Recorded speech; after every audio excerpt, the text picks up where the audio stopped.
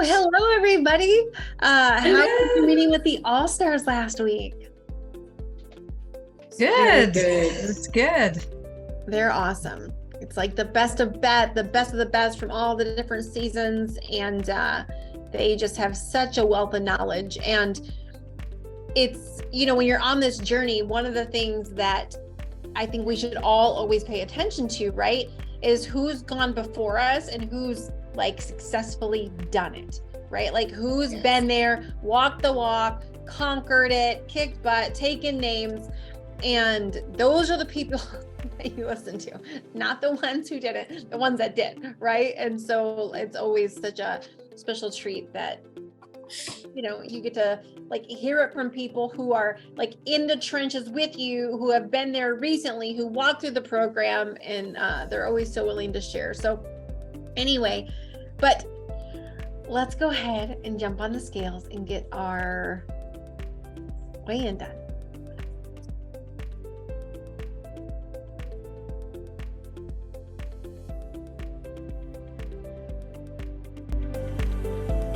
Here, 339.4.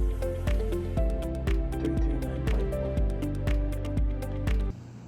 Scholar. Sure, come on. 210.4. A10 Thomas 234.6. 90.6.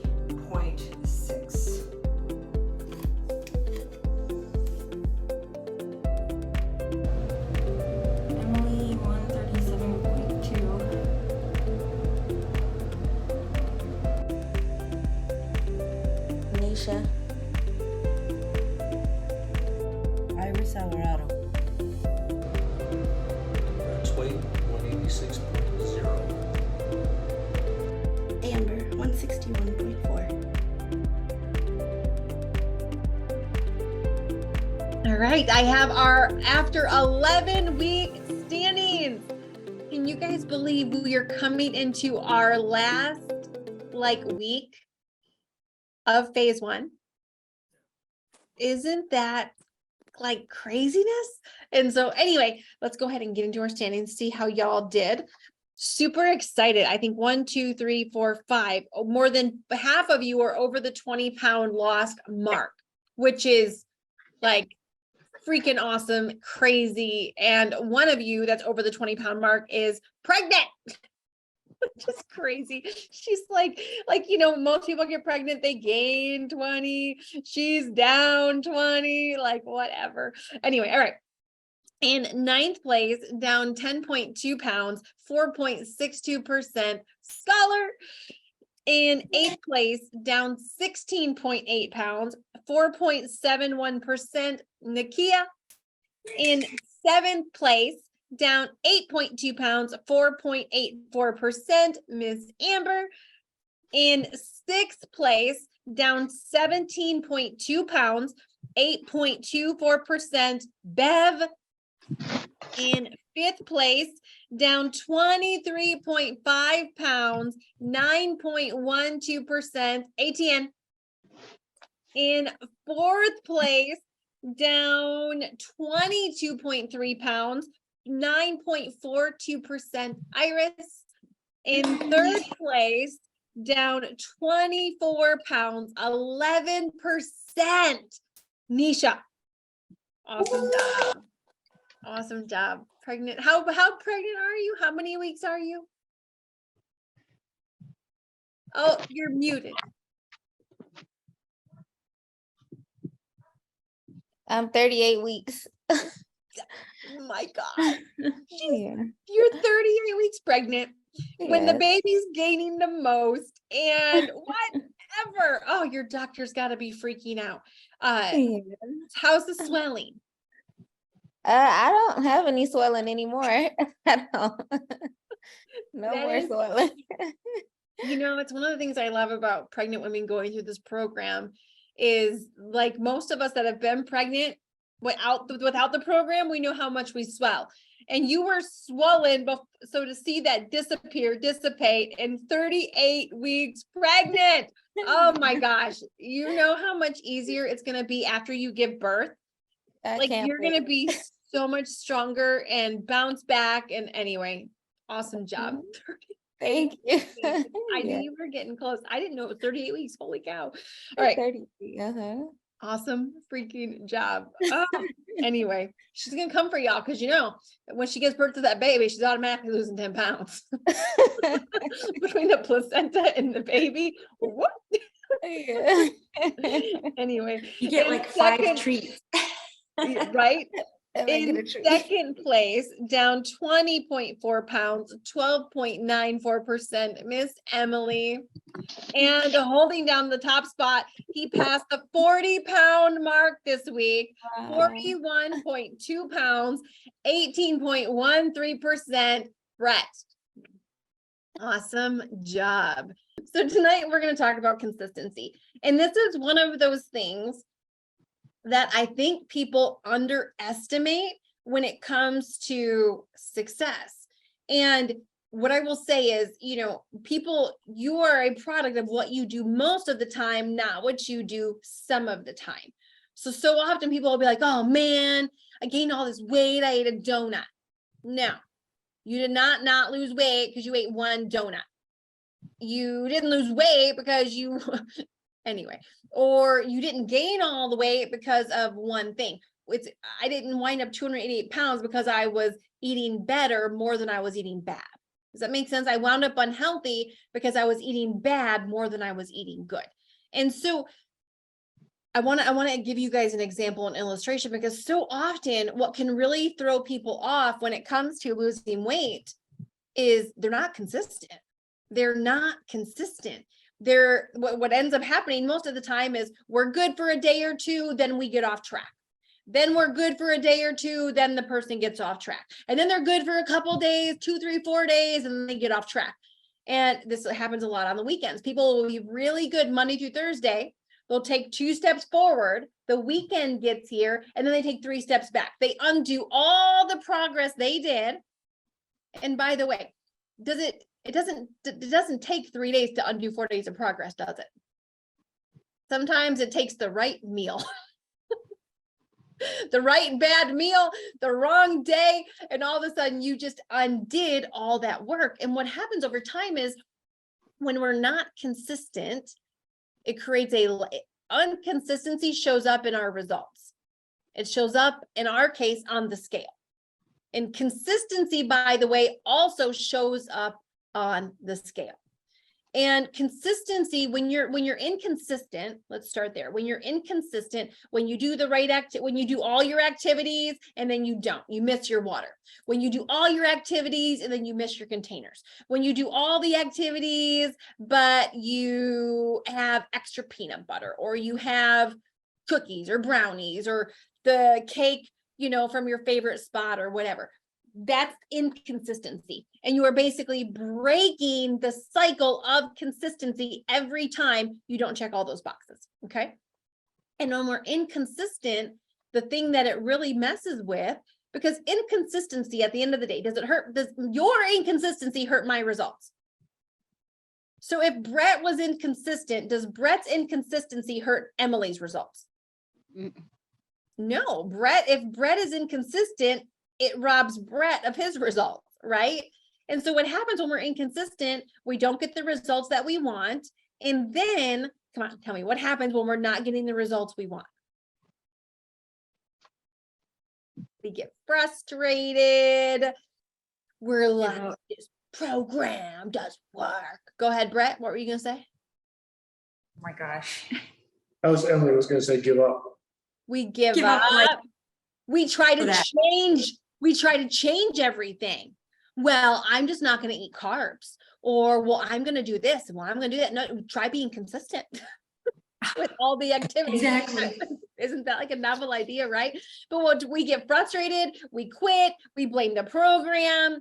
And what I will tell you is one of the hardest things for adults to do is to follow directions. And here's the thing, like if I were to give you a recipe, and let's just say it was to my triple chocolate cherry cake. It is the most amazing chocolate cake. Some chocolate cakes are good, but they're really rich. You can only have a couple bites.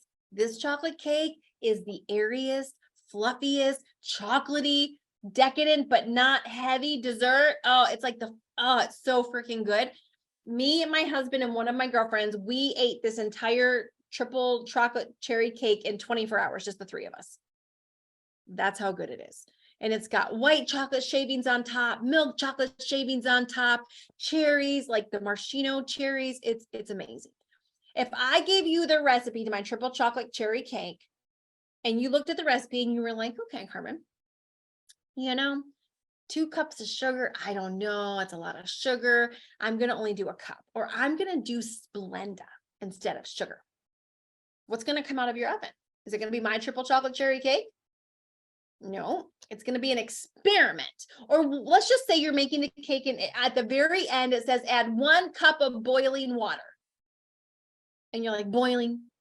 I don't have a tea kettle or a microwave and I don't feel like boiling it. So I'm just going to warm out of the faucet. It's good. If you change that one direction and you put warm water in versus boiling water, it's going to change the entire texture of the cake. So here's what we do. We change the recipe. And then when the chocolate cake comes out of the oven, we go, I've had better. It's not the best chocolate cake I've ever had. Carmen totally over exaggerated it. She overhyped it. It's just okay. We blame the cake when we didn't follow the directions, when we didn't follow the instructions. No, it wasn't the cake. You didn't get my cake. You got your experimented cake because you changed the recipe. But if I give you my recipe for my triple chocolate cherry cake and you follow it to a T, you measure it out, you add the cup of boiling water, you add everything as according to the recipe, what's going to come out of your oven? My triple chocolate cherry cake is going to come out of your oven.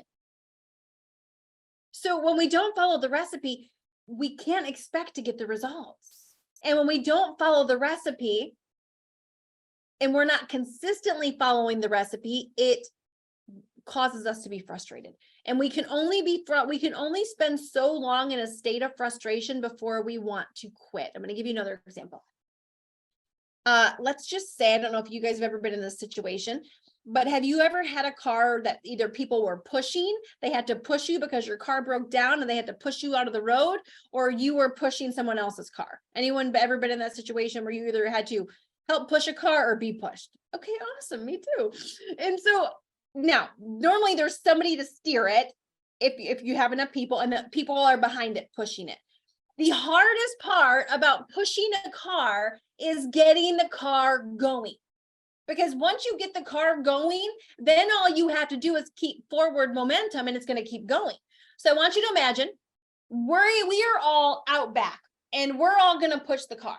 And Brett is inside of the car and he's going to steer it. Okay. And we all get out there. I know all the ladies are going to push the guy. Go with it.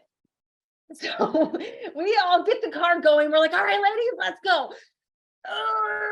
We get it going, and think about it. Think about how much pressure you've got to put to get the car going.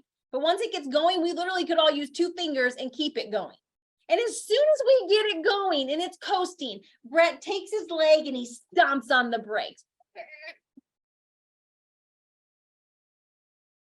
Okay. What did he just do to all of our momentum?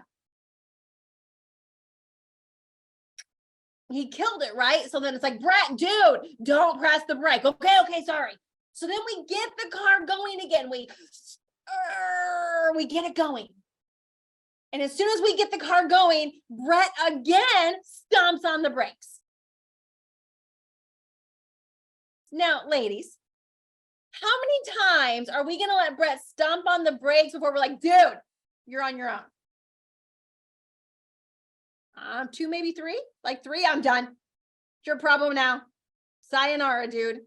But some of y'all are doing this in your very own journey.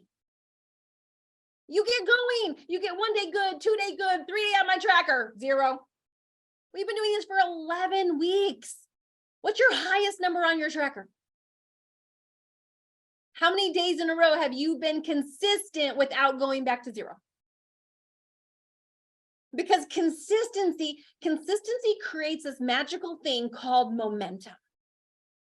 And the only way momentum is created is through consistently doing the right activity. So I'll give you an example. When I first started losing weight, I started at 288 pounds. I'm 5'4". I was busting out of a size 22. I wore Spanx under everything. And the first 90 days, I lost like 38 pounds. Okay. The second 90 days, I was 30 some pounds lighter, 38 pounds lighter. But my second 90 days, I lost 45 pounds. How did I lose more weight my second 90 days, having less to lose? Because if you think about it, I should have lost more weight the first 90 days because I had more to lose. But I lost more my second 90 days. And the simple reason was because I had momentum going in my favor. I had momentum going in my favor. See, my first couple weeks, I dinked off a little bit. And I would have like an oatmeal cream pie. I would have a Reese's peanut butter cup. I would, get off track here and there. Not a lot, but a little tiny bit. After about 3 to 4 weeks, I figured out this is bull caca. I figured out that every time I got off track and I didn't lose weight, I set myself back 3 weeks. And I thought, this is going to take forever. No, Carmen, this is ridiculous. Like literally, think about if you have a GPS. If you enter that you want to go from your house to Walmart, it's going to tell you how long it's going to take to get there. Every time you make a wrong turn, every time you get off track, every time you have an unexpected stop on the way from your house to Walmart, what does it do to your ETA? It adds time. So I can remember making wrong turns and 10 minutes, 20 minutes, 30 minutes gets added to the time it's going to take me to get there. So every time we get off track on our journey, it adds time to how long it's going to take for you to get to your goal. And after about my second or third unplanned cheat or treat in my mouth, which simply was a lack of self-control, anytime you put something in your mouth that you did not plan on, it is, let's call it what it is a lack of self-control. You are choosing to not be in control of your decisions. You're choosing to let the food be stronger than your goal, to let the food be stronger than your commitment. And that's the truth. We can sugarcoat it all day long, but that is the truth. And so I was like, all right, Carmen, like, this is ridiculous. You're going to spend the next 10 years trying to get to your goal if this is how you go. And it was like, no, I got to be done. I've got to be done. I've got to get as fast as I can from point A to point B. I've got to go from where I'm at to my goal as quick as possible. As quick as possible. Because if I'm doing all this work and I'm getting the car going and slamming on the brakes and getting the car going and slamming on the brakes, it's only a matter of time before I'm like, that's it, I'm done. This is too frustrating. And 98% of the population never blames themselves. What do they blame? Most people that make a recipe, they don't ever blame themselves for the recipe. They blame the recipe. That recipe sucked. Or maybe it was the cook. I mean, some recipes are bad. I'm going to give it to you. But, more times than not, if it's got a lot of good reviews and you messed it up, it's probably not the recipe. It's probably the user error. And so the thing is, inside of this program, one of the things that we have got to do, that you have got to do, and one of the reasons why I've been able to maintain my weight is I have rewired my habits. I've rewired my thoughts. I've rewired my actions. First, we form our habits and then our habits form us. But friend, you're not going to ever do that if you can't be consistent, because habits are built through consistency. And if you are on for 3 days and off again, and on for 3 days and off for 2 and on for 4 days and off for 1, are you really being consistent? Well, you're being consistently inconsistent. Some of us are consistent with getting off track. Some of us have been consistent with not drinking our water. Some of us have been consistent with putting stuff in our pile that doesn't belong there. So let me rephrase. You have to be consistent with the right activity. How are you going to finish? And for those of you that, if there's anything that you've not been, like if you've been coming in the room and just here's my tracker, but you don't really talk about the fact that you haven't gotten all your boxes, or maybe some of you have been checking off boxes you haven't gotten, or you just haven't made a big deal. But if there's something that you've had on inside that you've been keeping in, if that applies to you, take the opportunity to come clean, get it out of there, air it out. Let's go into the last week nice and clean. How am I gonna finish this? Well, initially my goal was to hit 185 pounds at the 24-week mark. I think I'm on track to hit that by the end of this first phase. But I think I'm a good example of a little bit of success can start making you start thinking about complacent, because I felt the tug towards a sweet cereal. And I have to walk away from it, because what kept me on track was a few weeks back when all the women said we have to catch up to Brett and make it hard on him, and like, oh hell no, because I'm not really looking at like a competition, but oh hell no, if you're gonna catch up to me, you're gonna earn it. But I need to make that into a habit, so I'm gonna finish this program by turning this container checklist, which I still have to make sure every time I eat, I go in and check it off. It's not a habit yet. It's a pattern, but it's not a habit. And so converting that into a habit by going into this last week, not missing anything, and continuing that on for the 24 weeks and beyond. Because one thing I've learned in all my martial arts training and stuff, it takes 1,000 times of doing something correctly for it to become a habit. That's what my instructors always told me. And every time you miss one, you have to start the whole count over. So that right now I've been driven by, I'll be damned if my wife catches up to me. I'm going to make her struggle for it. But I need to make it more of, I see now that I can get to the goal of having that lower body fat that I used to have. I can get to the goal of being as physically active and healthy as I was when we first met. And I didn't have to lose it, and all these excuses I made for losing that were just excuses. So by following this water, check the containers, turn that into a habit that I do it every day. And so it becomes natural. That's how I plan to finish it. Hi. Well, the question was, how will you finish the first phase one? So for me, I wanted to do this since earlier, but it was my birthday yesterday. So it was one of my best birthdays, because a lot of beautiful things happened, this year towards the end, towards getting close to my birthday, which all of you guys in here are a big part of it. And what I'm expecting to finish, or how I want to finish, how I am going to finish, is like you said, be super consistent, figure out a better plan than what we have, and slay that water. The water is probably one of my biggest, and eating and my window, because I'm always used to starting my window at noon. So to me, those are the biggest triggers on this. But I know I can do it, and especially with all the tips and everything that you just mentioned.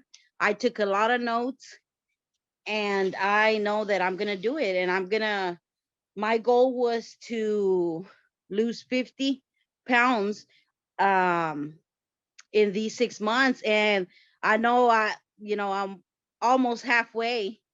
So I know that I'm gonna make it, and my goal is to push myself a lot more, and do the best that I can, and be on purpose consistent. Okay, I wrote down the one thing that I'm going to say that I have been consistent in is my workout. I work out every day, no matter whether I like it or I don't. I'm always there in the morning doing my workout. So, but what I have not been, and I want to be stronger with this, is my getting my water in definitely before 2 o'clock and eating within the window.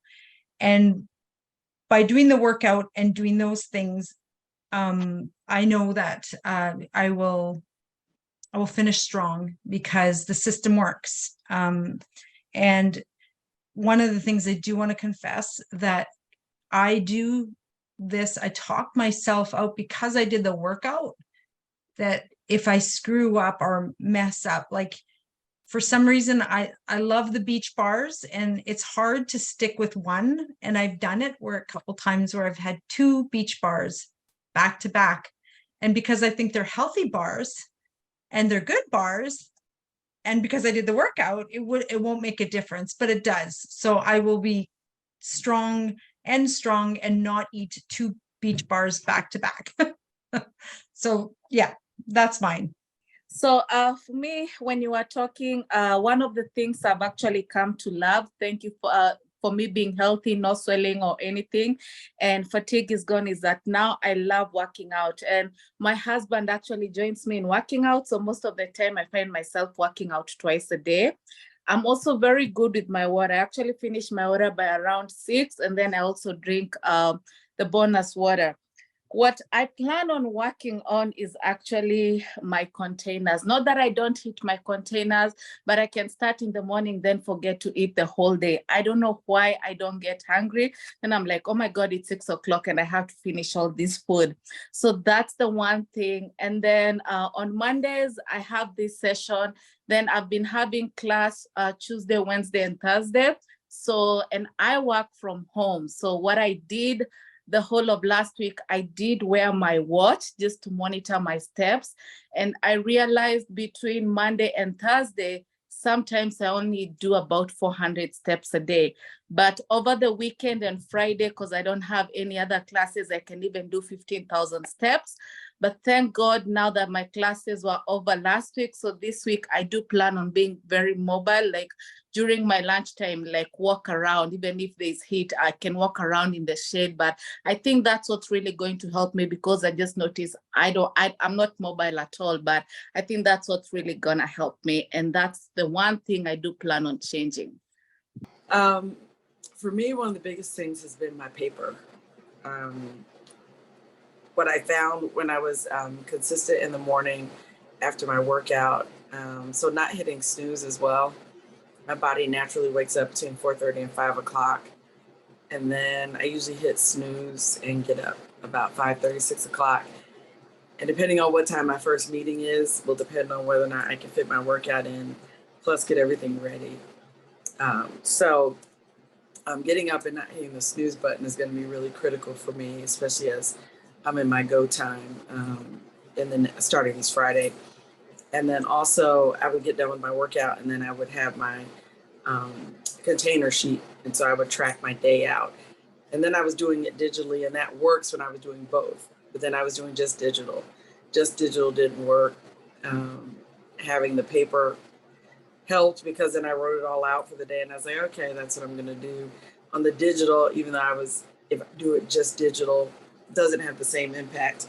And then in the evenings, just forgetting to check out. I usually get done with my last email or message and I'm like, oh man, it's time for bed. And I'm like, oh, I didn't check out. So being more consistent in those spaces, being consistent and accountable in those 2 spaces will be really critical for me. And then just balancing out my water.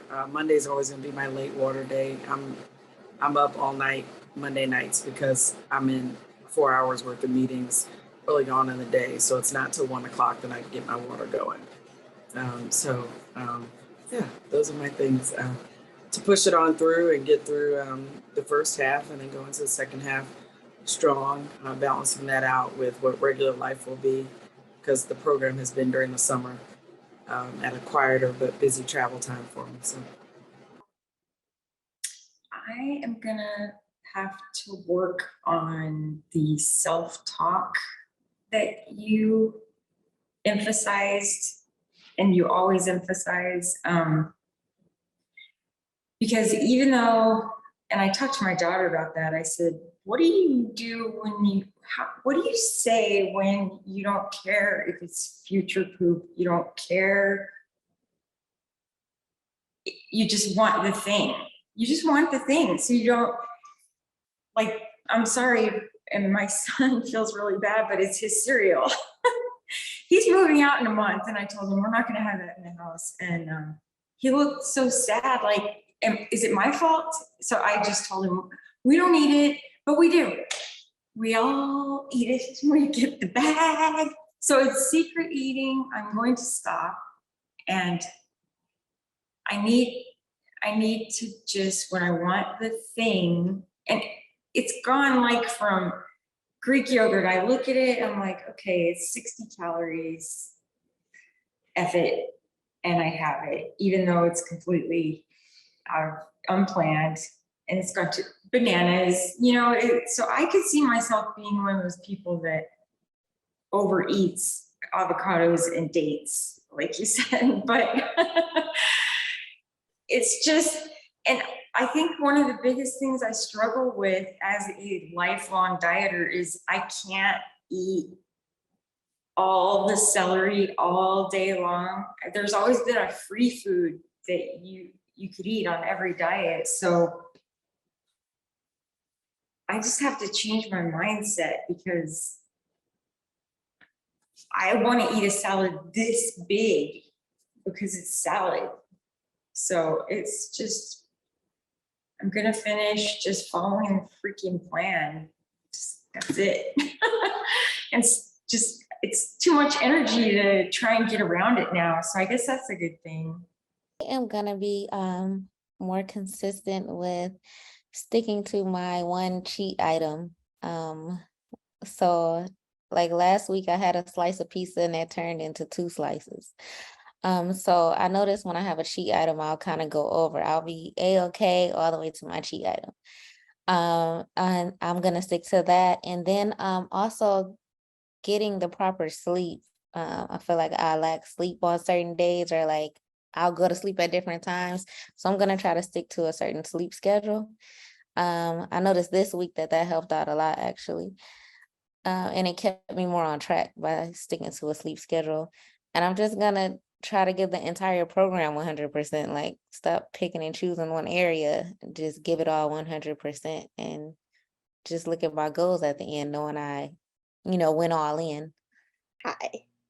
So I'm going to start, like, what I'm going to keep doing is everything on the checkbox. That is exactly how my brain works. I get like giddy and excited about checking off the things. So checking everything off has not been a problem for me, but what is my willpower and snacks. Like, there's enough people in my house where I don't have complete control over all the food that's in here, and I can't always throw away other people's food. So the willpower has got to increase for me so that I can walk by them and say no. That's where I fall apart the most. And I need a checkbox, I think, on there that says ate something salty. Because I do everything on the checklist, but then there's the cheat. This not necessarily topic around consistency, but in the Marco Polo over the weekend, because I was listening to this book called The Mountain Is You, and it talks about your life is ultimately measured by your outcomes, not your intentions, and that when you're in the pattern of self-sabotage behavior, you're often treating those excuses the same way as you would treat measurable outcomes. And how I'm going to close this phase out and into the second phase is not allowing myself to make the excuses of those dibble dabbles and be much more consistent about measuring my containers and tracking them. I got the water down. I think together we're getting, like, as a group, like our water encouragement game is tight. Our water game encouragement tight. And man, Carmen, I gotta tell you, this weekend when you rolled up talking about, I just left the house and I'm already at 100 ounces. I'm like, y'all, did y'all hear that? like it's before noon and she's already at 100 ounces. So that kind of like, okay, like I know it might seem like a lot, and yet when you front load, anyway, front loading the water is definitely the way to go. So you're not up all night. That's 1 and 2, and then 3 is getting my workout in the morning, because I create my own schedule. If I allow myself to sleep in, I can still get it in the evening. And over the past couple of weeks, I have been more consistent, but I feel like it will serve my day better if I go ahead and get good and sweaty first thing before I get doing all the other things, and then I'll continue to burn it off. So thank you for letting me share. Awesome. Awesome job. And you know, it really is figuring out what is our standard for ourselves. Like, what is it that we will tolerate out of ourselves, and pulling inspiration from other people that have done it, that are doing it, that are showing what's possible. You know, nobody had ever, it's like when somebody, like when Michael Phelps set world records, he hit times that no other swimmer had ever hit. And then after he hit it, a bunch of people broke the old world record. Why? Because they had to believe it could be done. It's like no one had ever run like what was it? There was like this some story about this guy, I can't remember it right now. It was like a 5-minute mile, or 4-minute mile.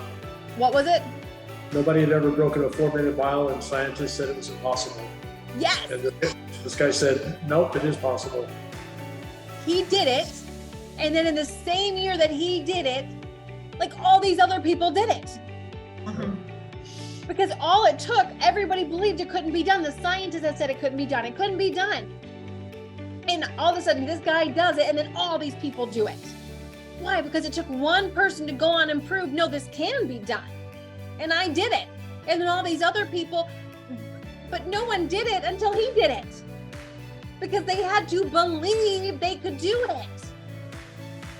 So if you think you can't get your water, and you can. If you think you can't be consistent, you can. If you think you can't resist temptation, you can't. You will never rise above the opinion you have of yourself. You are capable of so much more than we all give our credit. Listen, your best, like wherever you are today, if you choose it to be, your best is still ahead of you. Your best days are still ahead. Your biggest successes are still ahead, not behind. Unless somehow you choose that you peaked. Most people peak somewhere in their 30s, early 40s, and then it's just downhill from there. Not you, not us, not today.